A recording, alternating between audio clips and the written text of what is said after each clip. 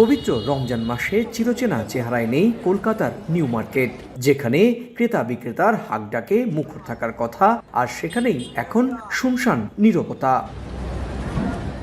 স্থানীয় ব্যবসায়ীরা বলছেন, বাংলাদেশি পর্যটকদের ভিসা না দেওয়ায় অনেকেই ঈদের কেনাকাটা করতে এবার কলকাতায় আসতে পারেননি।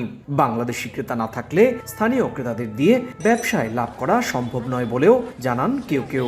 সাদার স্ট্রিট, নিউ মার্কেট বা বিভিন্ন ধরনের যত আছে, সব বাংলাদেশের লোক না আসলে আমাদের অত উন্নতি হচ্ছে না। মধ্য কলকাতার প্রাণকেন্দ্র ধর্মতলার নিউ মার্কেট ও এর আশেপাশের বিভিন্ন রাস্তায় প্রায় 2 থেকে 3 হাজার ছোট বড় দোকান রয়েছে, আর এই দোকানগুলোতে কোটি কোটি টাকার বিনিয়োগ করে থাকেন ব্যবসায়ীরা।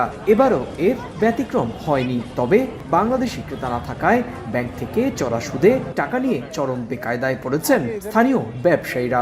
লাভ তো দূরের কথা, বিনিয়োগের টাকাও তুলতে না পারার শঙ্কায় অনেকে। বলতে পারবো না কি হবে না হবে, কোনো বোঝা যায় না, অনেক অবস্থা খারাপ।